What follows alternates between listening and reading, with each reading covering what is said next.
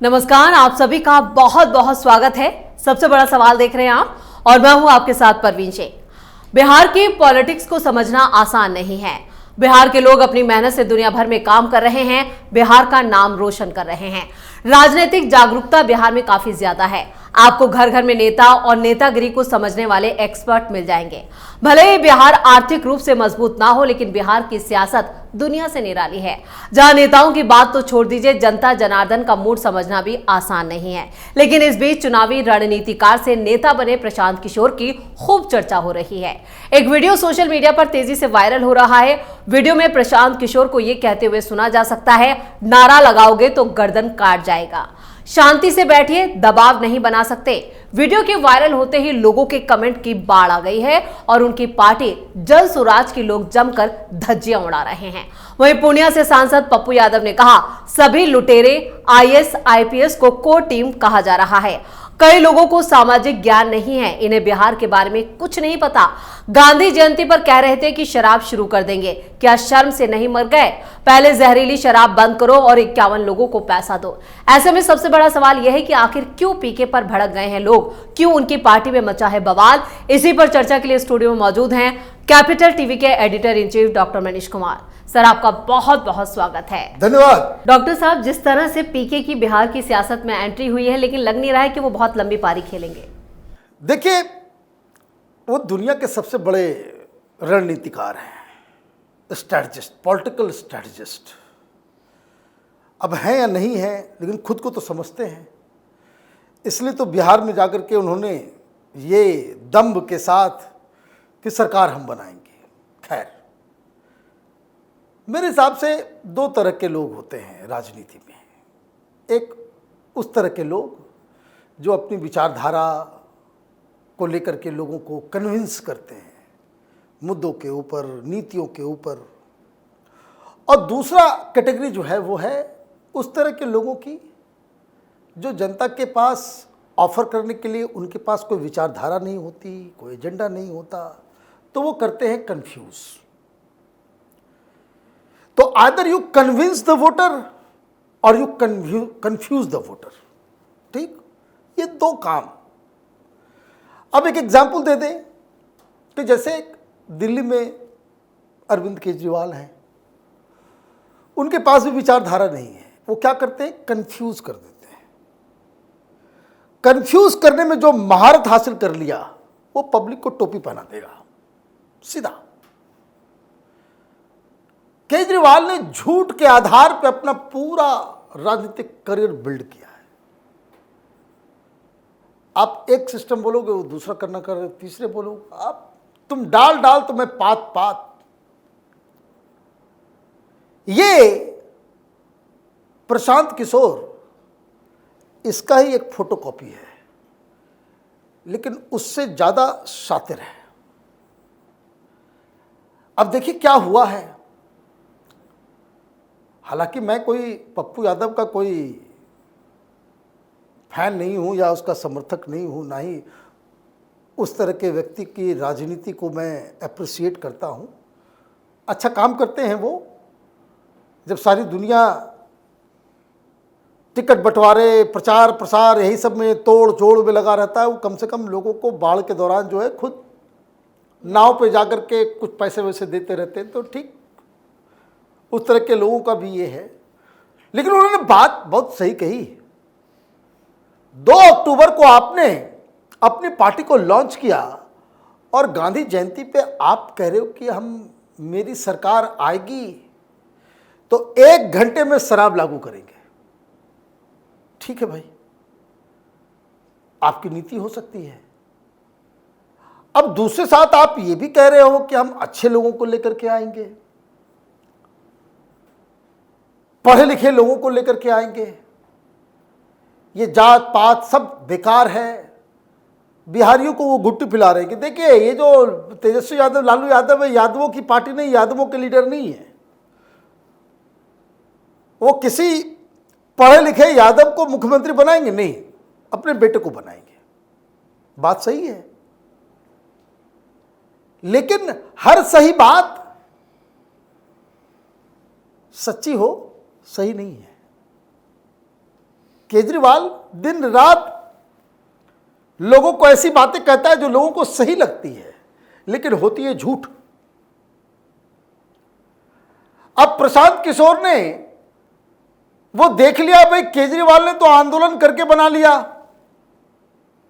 भ्रष्टाचार के खिलाफ। अब फिर से भ्रष्टाचार के खिलाफ कोई आंदोलन करेंगे तो लोग बोलेंगे भाई दूसरा केजरीवाल आ गया। तो इन्होंने पदयात्रा वगैरह की और ये लोगों को समझाया कि भाई कास्ट वगैरह से जो राजनीति चल रही है उससे जो है बिहार का नुकसान हुआ है। इन सब चीज से उठकर काबिल लोगों को, कास्ट को रिजेक्ट करके काबिल लोगों को हम राजनीति में लेकर के आएंगे।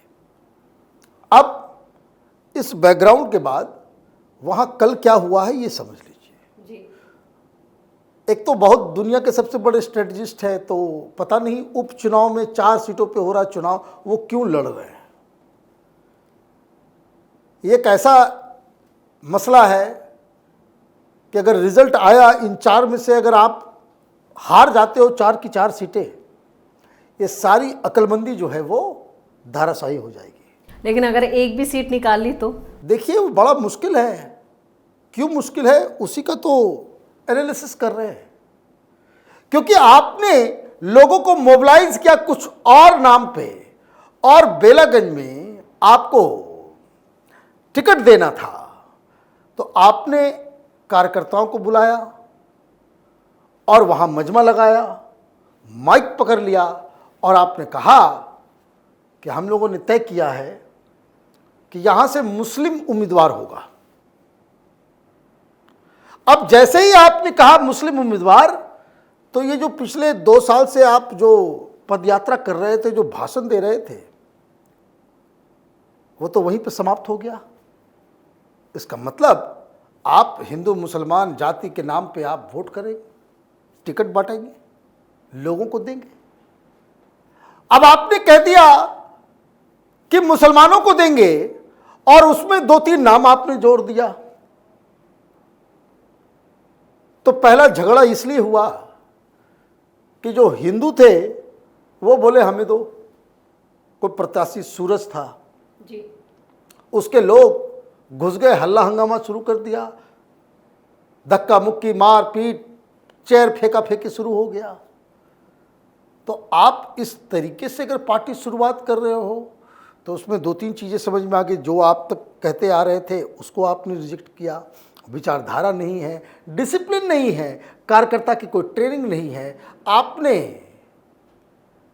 एमएलए बनने, राजनीति में चमकाने वाले लोगों के जो महा अतोत्साही और बहुत ज़्यादा महत्वाकांक्षा रखने वाले लोगों की भीड़ आपने इकट्ठा कर ली। अब वो बवाल तो मचा अलग।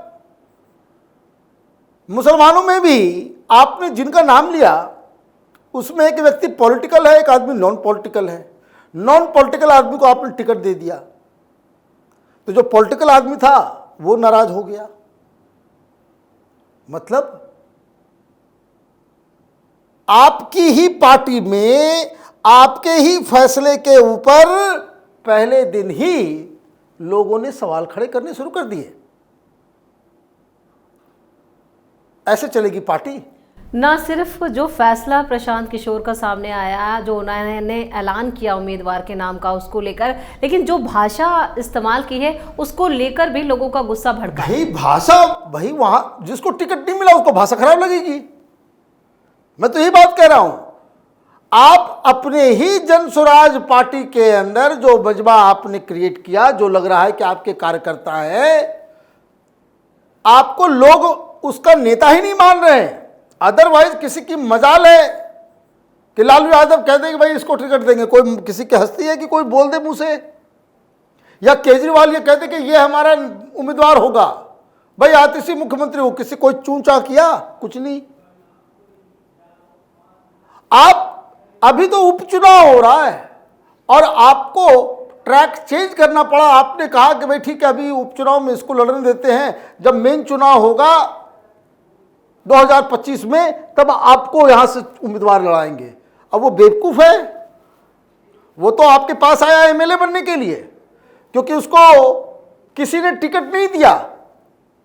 राजनीति में बहुत समय से है, किसी ने टिकट नहीं दिया तो वो तो सबसे पहले आपके उम्मीदवार को हराने में जुट जाएगा, क्योंकि वो अगर जीत गया तब तो फिर तो रास्ता बंद हो गया।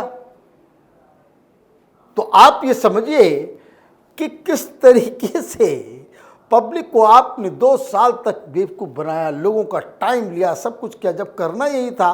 और जब वहां मामला भड़का तो वह आप गुंडे की तरह धमकी देने लग गए। आप कहने लग गए कि कोई नाराबाजी करे तो गला उतर जाएगा।